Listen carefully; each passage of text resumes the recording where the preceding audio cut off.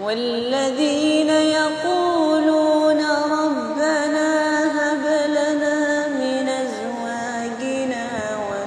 وذرياتنا قرة أعين واجعلنا للمتقين إماما أولئك يجزون الغرفة بما صبروا ويلقون فيها تحية وسلاما قل ما يعبأ بكم ربي لولا دعاؤكم فقد كذبتم فسوف يكون لزاما